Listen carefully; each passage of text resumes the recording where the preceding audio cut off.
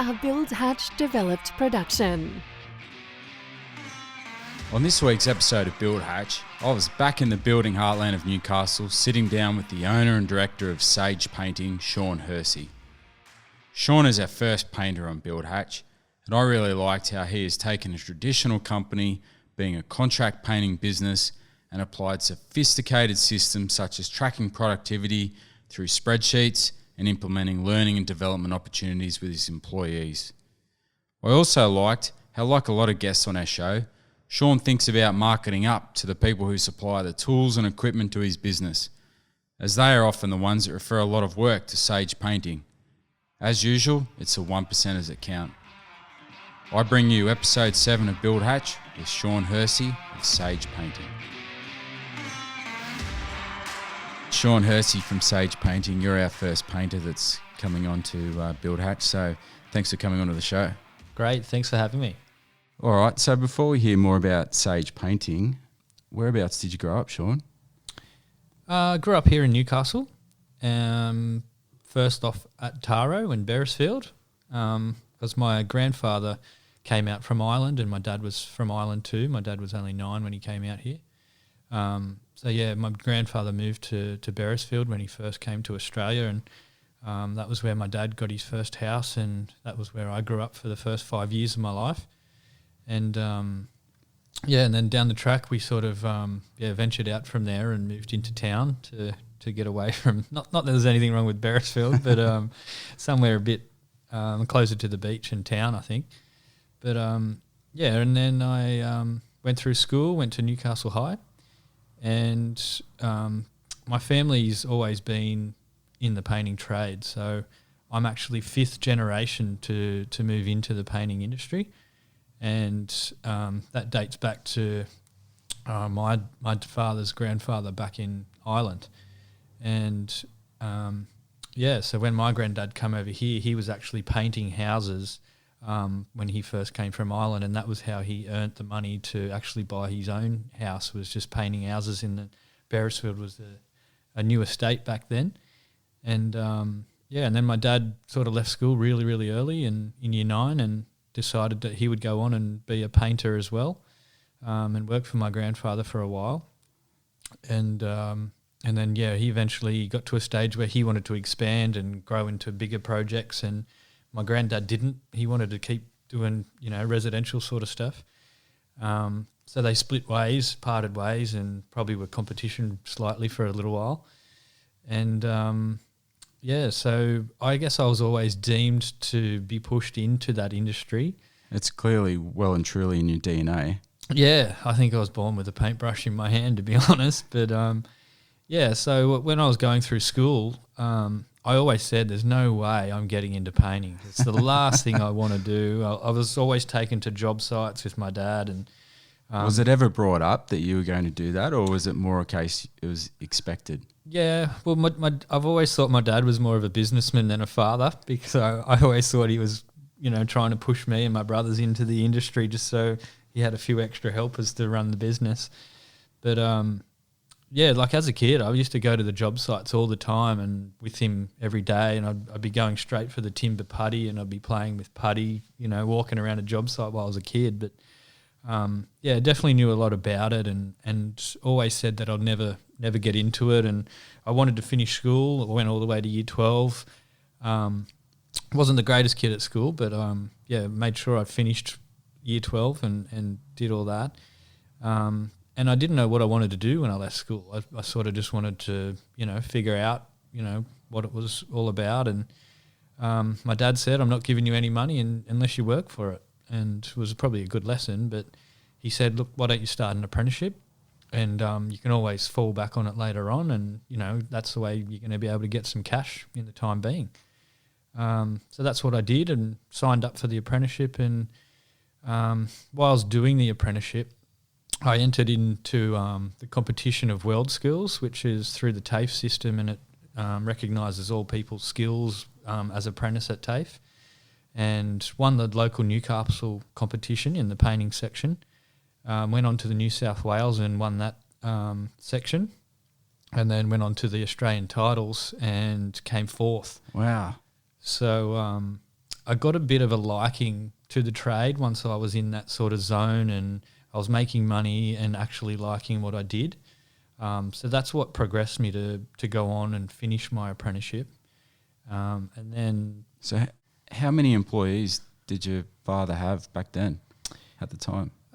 He's always had a lot of guys. I think he was around the 30 staff members, team members around that time. And what was that like coming in as the son of the boss working in that environment? Yeah, I guess it was probably a bit like a school teacher having their own child in the classroom as well. Well, Dad was never on the jobs. He was always, in the office and doing estimating and stuff. So on commercial job sites, he would always, just be one of the lads with the crew. But, yeah, you were treated a bit different, I guess, from some people would bow down to you and other people would treat you a lot worse. Frown at you. Yeah, that's right. But, I wouldn't take anything back. Definitely learnt a lot, around that time and it's definitely, shaped me into what I've learnt today. That's quite an achievement to be in, the top 5 of Australian apprentices doing your trade. So once you completed your apprenticeship, what did you do after that? Did you stay on working in the business? Yeah, so Dad really wanted me to start running my own jobs at an early age. So I was probably, in my last year of apprenticeship when he started giving me certain sized jobs to manage myself. And I think that extra responsibility definitely makes you mature a bit and changes your attitude and, someone's relying on you and, yeah, you focus on, where you can actually go yourself. So, yeah, basically moved up the ranks in the business. I was with Dad for about 10 years, so 4-year apprenticeship and stayed on for another 6 years and just moved on through progressing through different size jobs, looking after different size teams, different type of jobs, and basically got to 10 years of service. And I was there painting one day, and just something clicked, and I just said, I can't really go any further in this business where I am. I was sort of running big projects at the time, and it was like if I want to do something else or challenge myself, I needed to do something else. So I decided to take the leap and buy a van and grab some tools, and I was off on my own and a man in a van. And that's where the name Sage Painting was born, was it? It wasn't born straight away. I traded under my own name, Sean Hersee Painting, probably for the first 18 months. My brother is younger than me. He worked for my father as well, but he's 5 years younger, so he was still progressing through, finishing off his apprenticeship. And when he seen me out on my own for the 12 months, I guess he seen, I was enjoying myself and what I was doing, and he said, "Can I come and work for you?" It's a total different environment. Dad was doing more commercial stuff. We were doing a lot more residential stuff, what I was doing. And, so it was me and my brother for probably another 12 months after that. And just the two of us were just working away, and we had some great times then. And we were just really focusing on residential, but we were just doing quality sort of work and really looking after the client and making sure, that I was just learning that, because before I was working in commercial, you're just another tradie on the job site and you're doing shopping centres or whatever. But working in residential, we're definitely working for the client now, and you had to learn how to, look after them and that sort of thing. So, all right, Sean, just to take it back a little bit. So there you were working with your father in his family business, and you wanted to, I guess, stimulate yourself more, and you were having these thoughts of going out on your own. Can you explain what sort of process was involved in discussing that with your father at the time? Yeah, sure. I think Dad, he didn't think I was ready, and he said he'd support me in any way that he could, but I always had the inkling that he would think I was going to come back, and he thought, oh yeah, he'll give it a try. There's been plenty of guys that try it and they always end up coming back. But I think I knew that, and I had that feeling with Dad. So one of my driving forces was to make sure that it did bloody work, because I didn't want to go back. You wanted to make sure that it was successful. Yeah, that you didn't fail? He was there to support me, but I always had the feeling that he was expecting me to not make it and come back because it was the family business and that. But yeah, he did support me, but yeah, I think he assumed that I was returning. And so before that, you were working in his company with, I guess, commercial kind of work. Yep. And you wanted to get into residential, which is somewhat completely different at times. Yep. So did you have your first client lined up, or how did you actually start that?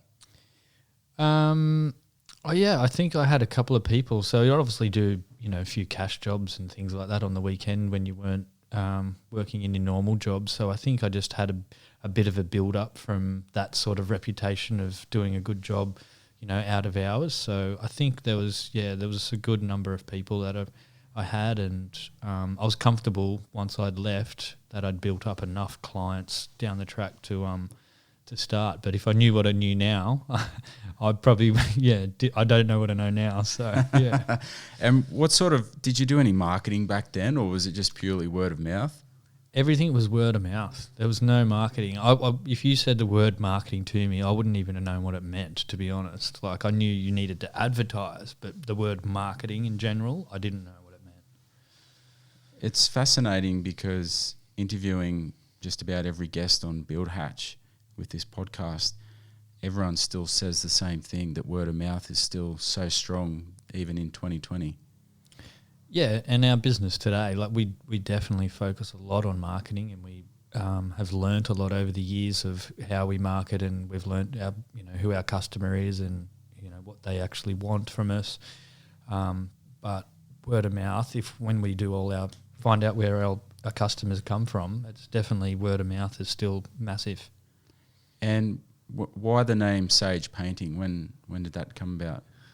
So it was probably when we got to about 4 staff members in my company, and I was still trading under my own name, Sean Hersee, but I'd wanted to create a brand that was more about the team that were working together, and it wasn't just Sean Hersee Painting anymore. It was something else, and that was part of when Sean Hersee Painting, people expecting Sean Hersee to come here and paint the house. So I wanted to create something else, and I studied for a long time. I just didn't know what it was. I looked at a lot of marketing stuff, and words like Nike and Audi, and they were just like 4-letter words, Coke, and it was like a 4-letter word was the most memorable in someone's head, that kept reminding you of a brand name.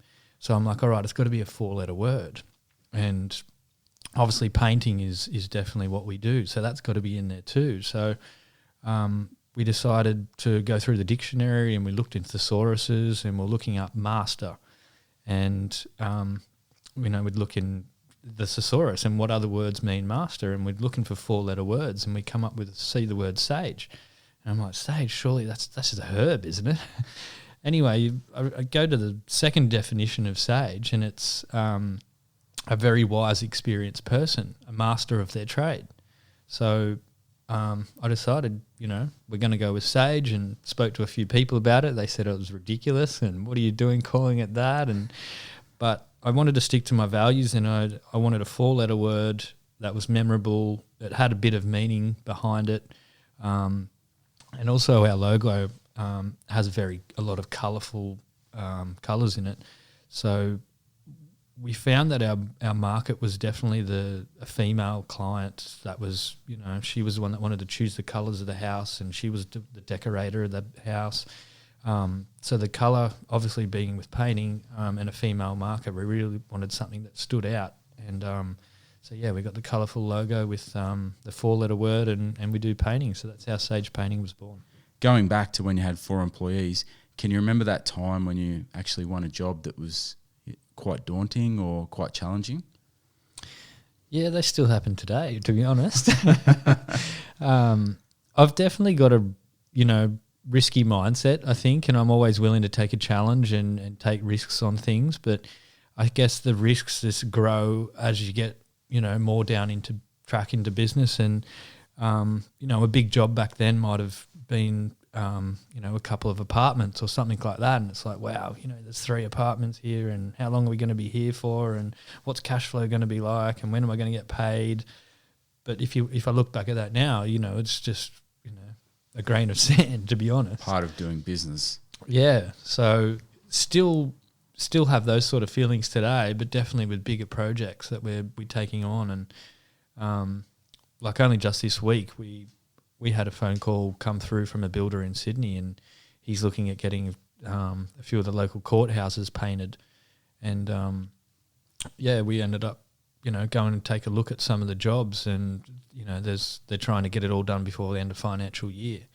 And he's like, how many can you do? We've got 3 here ready to go. And I just said, give me all of them.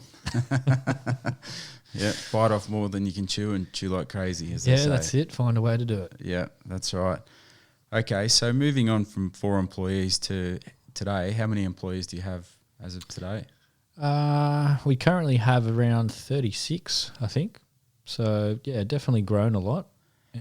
And are you able to tap into, like, if you're going through a busy period, are you able to, like, ask your father to say, hey, can we use some help, or likewise, does it work like that? Yeah, it hasn't happened on a lot of occasions, but it's definitely been, when we did a lot of school projects over the Christmas period, and he was going through a time where he was finishing a few jobs. So, we definitely grabbed a few of his guys then and helped us, get a few projects over the line. And, he's doing a lot of the high-rise buildings in Newcastle at the moment. So, he asked for our help, when we can afford to give it to him, which is a bit hard when we're both busy. But, we definitely try and work in together.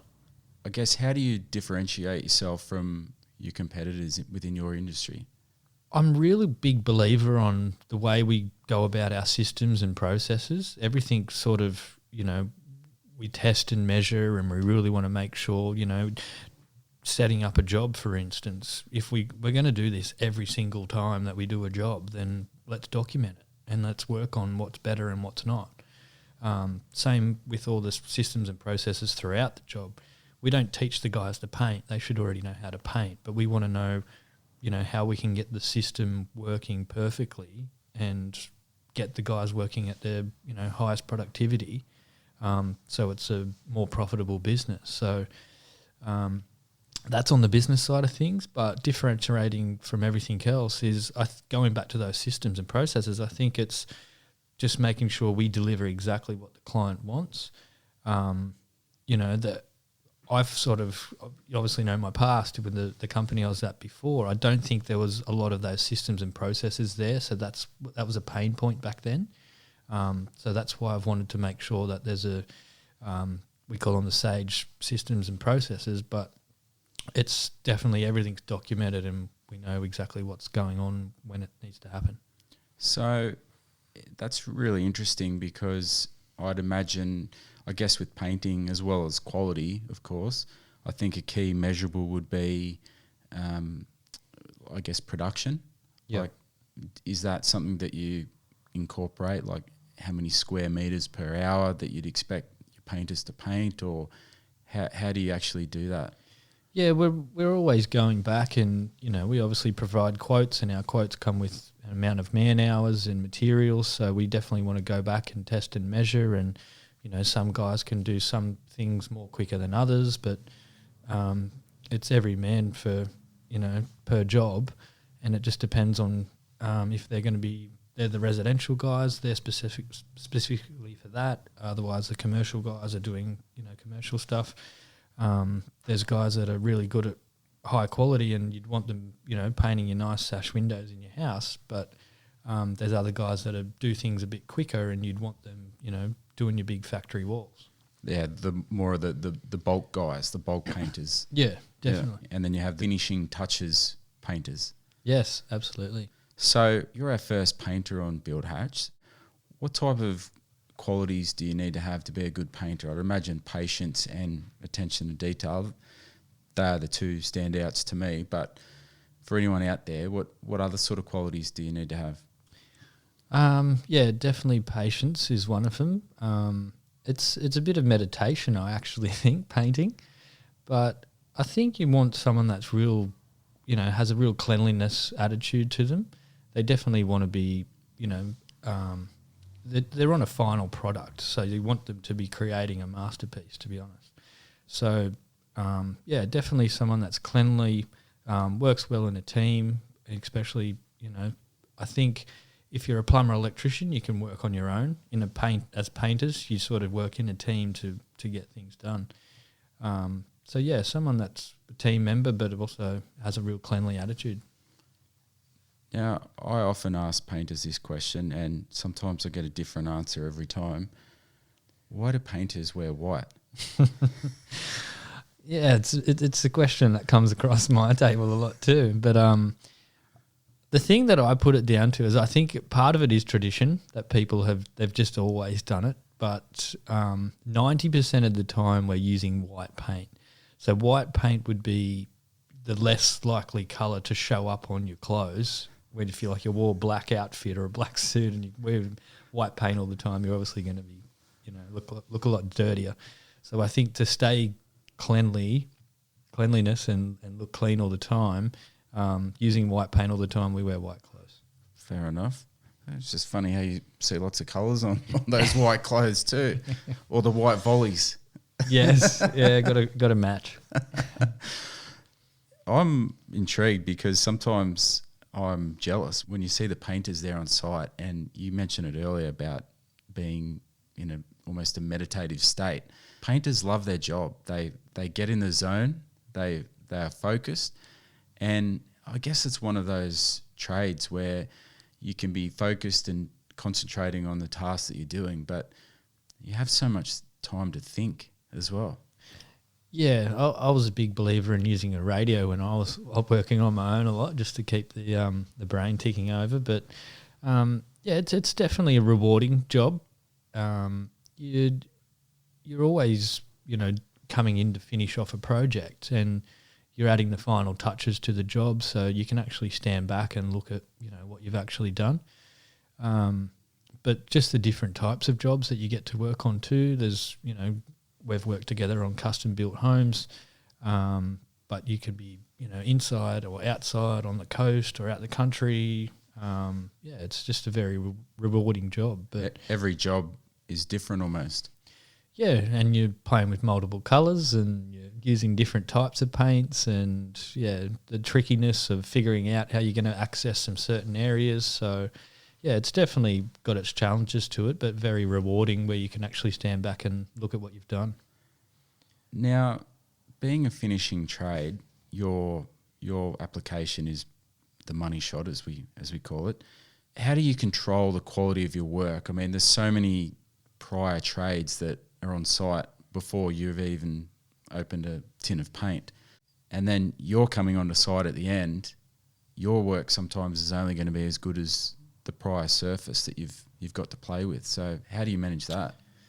Yeah, I definitely think your job is only good as the canvas that you've been prepared with. So we definitely make other people's jobs look a lot better than what they are a lot of the time. But we can only produce what we can over the top of what's been there before us.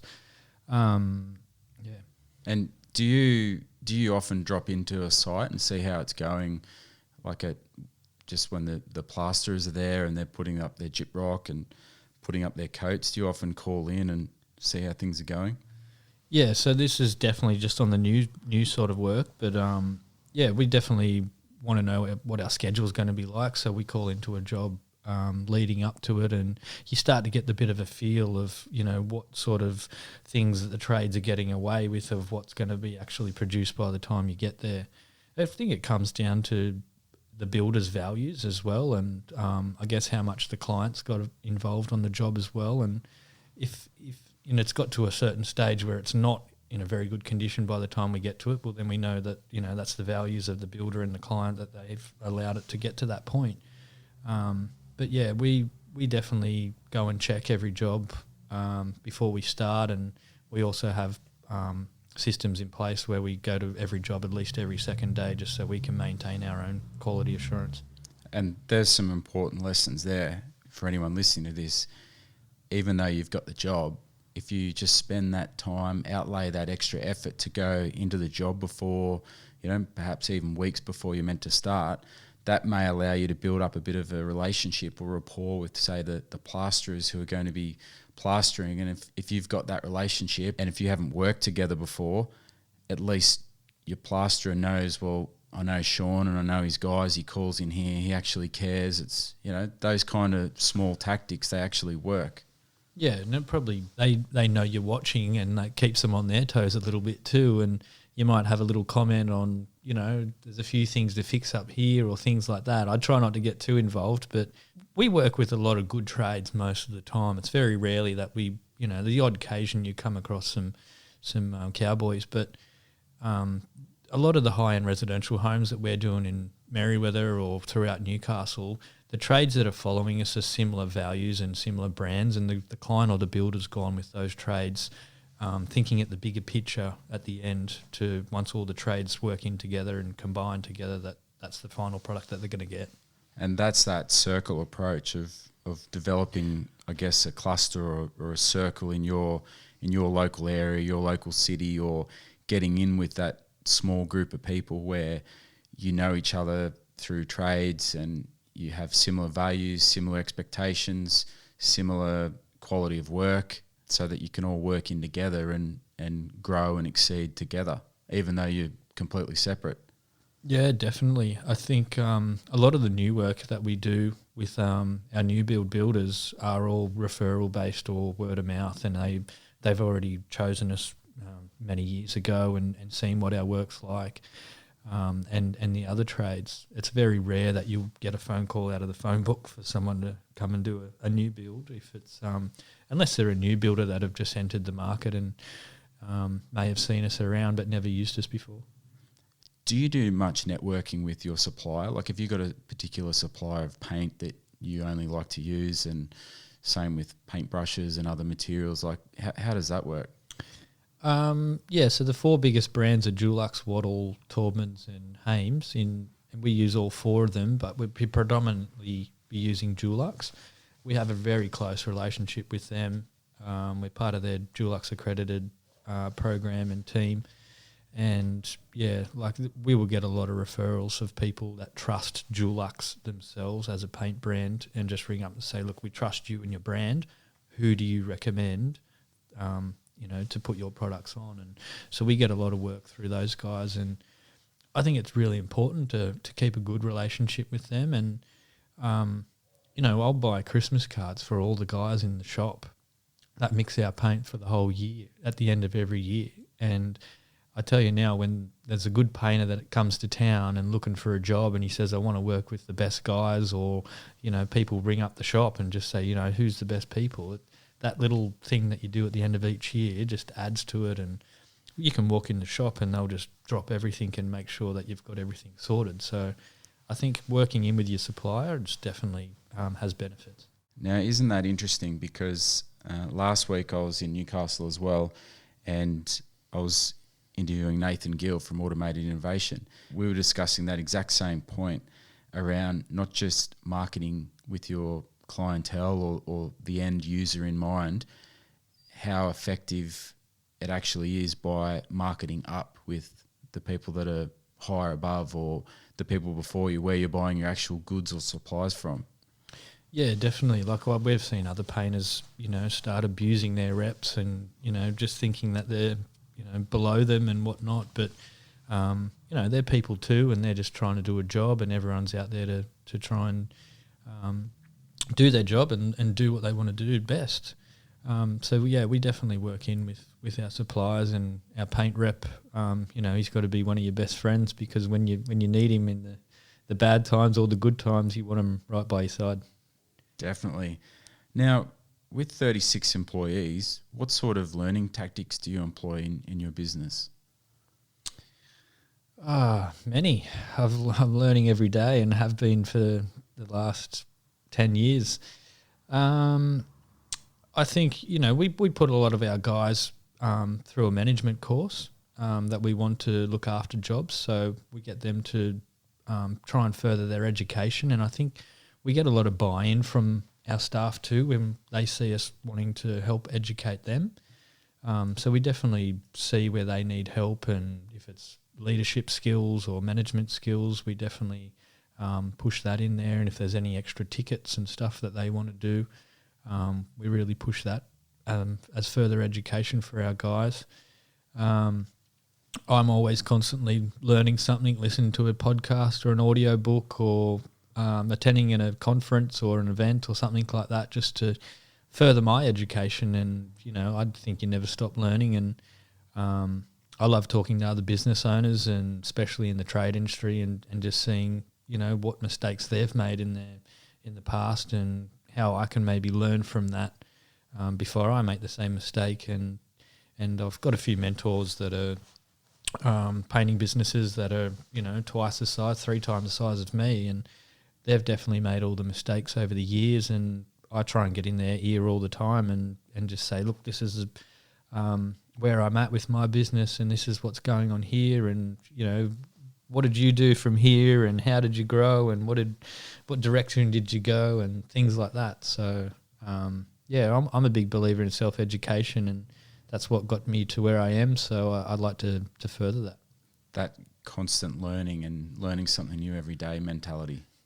Yeah, absolutely. I think there's so many things out there that you can be learning all the time, and there's so many different sections of business, whether it's learning how to look after your staff more, or learning the new things that are coming up with social media, what clients actually, trends in the market, things like that. So there's so much that you can learn, and I guess I try and get a bit of a variety so you can mix it up and benefit from all of it. Okay, so I was thinking about this on the way over here today in the car, and I was thinking the best part about your trade and your profession being a painter is if you can look after a client and do that first painting project for them, they pretty much have you for many years, really, don't they? Yeah, absolutely. We've got many clients that live on the coast, and, living on the coast, they definitely have to maintain their house more than everyone else. But, going into the jobs, we make sure we're just showing as much value as we can. We're definitely not the cheapest in town. We definitely, try and give our clients value for money. So we're always going that extra mile and trying to do stuff. And whether it's, we have a house wash down program where we'll come and wash the house down, every 3 to 6 months after the paint job's done, especially if they're right on the coast, just to maintain, their property, so to get some longevity out of their paint work. Or even supplying them with, colour consultants at the start of a job, just to try and add that extra value for them. Now that's very clever, because particularly working around the harsh environment of a house that's near the coast, the end of summer when you've had all those nor'easter breezes and salts on your cladding or whatever, we can come along, we can clean the place, wash it down, and you'll end up doing touch-ups, or you'll end up painting the house every couple of years. Yeah, and part of the program, we say we'll come and wash the house down, but we're also keeping an eye on how things are wearing away with the weather and whatnot, and just do little fix-ups here or there for them, and eventually does lead to someone just saying, just may as well just do the whole thing again. But it's working in with them and building their trust, and just making sure that you deliver a quality job. Now, what about your goals back then when you started Sean Hersee Painting, that set out, bought the van or the ute and went out on his own? What are your goals like, having looked back now? Yeah, they definitely changed. I think when you start achieving your goals over the years, you got to reset and look at some other stuff that motivates you and gets you out of bed. I think when I started my own business as a man in a van, some of my goals were probably just to buy a house. And is that really what it was called? A man in a van? No. It was just me and a van. Yeah, there was nothing else to go with it. Yeah. But definitely goals have changed over the years. And I think the biggest one I would probably want to comment about would be when I started developing a bit of a team, I started getting really rewarded myself that I was actually, giving people an income and actually helping people along the way. And one of the biggest things that I like to do now is catch up with every one of my staff members every 3 months, every quarter, and we sit down and we set goals together. And, one of their goals might be to get a new motorbike or, go on a holiday or something like that. And we try and hold them accountable during that quarter and motivate them. And if there's extra overtime shifts or anything like that, and, they really like that we're looking after them. But, yeah, I take a lot of pride in managing that many people, but also hearing the stories of how they're achieving their own goals while they're helping us achieve ours. That little extra bit of effort of care and welfare with your employees goes a long way, doesn't it?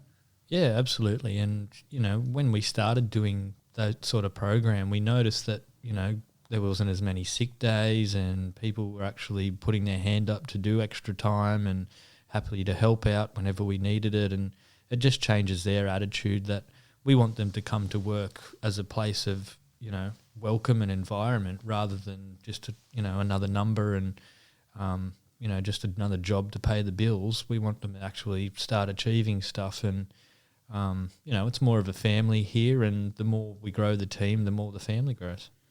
And that's very important. And you mentioned it before about having the energy to get up every morning. What does get you up every morning? Do you have any routines or things like that?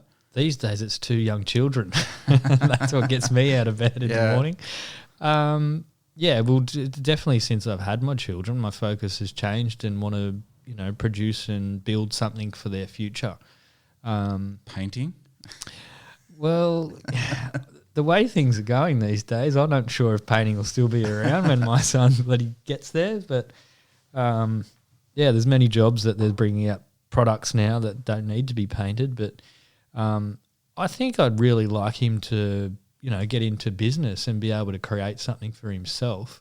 Or my daughter, she's only 1. My son's 3. But, I'd love for them to maybe I'd love them to do whatever they want to do, to be honest. But if it was something that they could create their own business in their own passion, the position I've got to now, I really love business and that is my passion. But painting is the only thing that I knew as a trade, so it had to be a business of painting. But isn't it funny looking back? I mean, quite a lot of the guests that have been on this show so far, you throw them that question of what would you be doing if you weren't being your particular trade? And I think the theme's pretty consistent. They would be doing exactly what they're doing. They wouldn't want to go work for somebody else because they feel that everyday inspiration, even though it's hard work, that mentality of soldiering on and overcoming whatever challenge comes your way every day. Yeah, definitely. The sensation of achieving things is definitely where I'm at these days, and I'm always setting new goals, whether it be in business or I do triathlons out of business, and I try and pair those two together because every time I'm out there training and doing a run or something, it feels like the same of trying to do something in business that you're struggling and you're just trying to get to an end goal. It's that mental drive and determination, isn't it? Yeah, and you push yourself and you go through hard spots and you try and achieve, bigger targets and longer distances, and the two marry up quite a lot. And but yeah, that's definitely what motivates me. I'm always trying to look to improve my health. I'm trying to look to improve my business. How can I help more people? We're helping clients every day. We're helping our staff do what they do, and we're also helping ourselves at the end of the day as well. So. There's definitely things, but it's always about setting new goals and keeping yourself motivated to take the next step and the next leap. Do you have any routines every day? I do a bit more these days. As the business has grown, it's sort of got to a position where I need to do a bit more morning routine and afternoon routine, and I'm very system sort of focused, and I'd rather be following a system than just going out there and freelancing it. But that's important because that's about measuring something, being able to track and capture that achievement. Yeah, definitely. And yeah, my mornings, are always about getting up early and doing some sort of fitness training to get the body and mind active and then getting stuck into business and being fresh. So when not painting amazing buildings, what does Sean Hersee like to do? Family time is pretty big these days. Just a young family with a boy and a girl and my wife. We the spare time that I do get is definitely family time, but love to catch up with friends and go out for a bike ride or out for a run and hit the beach when you're allowed to. True. And what are you most grateful for? I'm most grateful for all the challenges that I've had. I think that I've been in some pretty hard situations in business and probably thought I'd never get out of them. But when you get to the other side, I think you really appreciate that you did learn that lesson and that you probably weren't going to learn it later on when it was, probably going to be a bit more of a catastrophe. But yeah, I'm definitely grateful for all the challenges. And people say, what would you do differently if you went back and started again? And I'd be like, well, I probably wouldn't be where I am if I started again and did things differently. So I'm grateful for all the challenges that have come across. Some of them been pretty tough, but when you get through them, it's pretty rewarding. I think it's that positive mindset too, and having that positive outlook and being able to overcome whatever challenges come your way. Yeah, absolutely. I'm a big believer of making sure that you're doing things that you love, and that's what keeps you motivated and happy. Now, just on that, we here at Build Hatch are big believers that we don't make mistakes, only lessons. So what's the biggest lesson that you've learned along the way so far in business? Knowing your numbers. So and it's what's been drilled into my head for many, many years. But you'd be just like, oh, yeah, that's fine. I understand. I know my numbers. But I probably didn't know my numbers for a long time. But and I think that was part of going into work as a painter and then just starting a painting business. There was no business training or learning what to do in a business. It was just, when you're working on your own, you're making an income. But then when you start to grow, a company and an enterprise, then you need to know what's actually, what you're building. So the biggest thing I'd say to people would be knowing your numbers, testing and measuring what works, and just seeing where things are at and forecasting and just knowing where you're actually going. So just on that, what sort of reporting systems do you have in place to be able to measure that and continually look at those things? Our job management system is one of our biggest ones, but we need a bit of a custom dashboard because nothing off the shelf actually is the right fit for anyone. So we probably have around 15 to 20 spreadsheets that we test and measure, whether it be marketing stuff, whether it's operational, whether it's staff, whether it's just the general business numbers. But we find a number and we want to know how we got to that number. So we go back and we create something and we set up a bit of a dashboard so we can constantly monitor and see where we're at. And do you look at that like, say, weekly, or is it a fortnightly thing or monthly? Different spreadsheets would be different times. So there might be weekly ones, there might be fortnightly, there's some monthly and quarterly ones as well. Big believer on having an accountability buddy and a coach as well, probably both, and in two different areas, not the same person. But definitely having someone there that's been there before you that can help guide you in the right direction, and definitely someone that knows a bit more about numbers or something like that they can guide you in the right direction as well. And being practical with that credibility as well. I think they're two big keys to seeking advice from the right people who have lived and breathed that and can walk the talk, as they say. So just on that, where do you want to see your business in the future with Sage Painting? It's hard to say because I keep getting to that point every couple of years. I get to that point of where I think I was going to stay, but I'm not sure. I think there's a long way to go. We're only hitting the tip of the iceberg of what we actually want to do. it's going to get to a point where it's not always about me anymore. It's about helping more and more people, and we're doing that now. But we want to look at a position of how can we help more people. And, I want the business to grow, so we're helping all our staff. I want the business to grow so we can help more clients and, conquer more projects and be proud of the work that we've done. But we've also looked at, wanting to give new businesses a start and being maybe an angel investor in some people that have got some great ideas but just don't have the funding behind them. So there's definitely avenues that we want to look at, maybe helping as many people as we can in the future. Sean, what would you say to young people coming through or thinking about contemplating a move into painting? Yeah, definitely. Keep on going. If that's what you want to do and that's what you're passionate about, then do it, because you just never know where it's going to lead you down the track. I definitely fell into it and moved on from there. But if painting, the painters are a different breed. They also, just want to paint, and there's so many people out there that hate painting. And that's why there's so many painters in business, because so many people hate it. So the people that actually like it, they should go on with it, because they're actually going to do pretty well.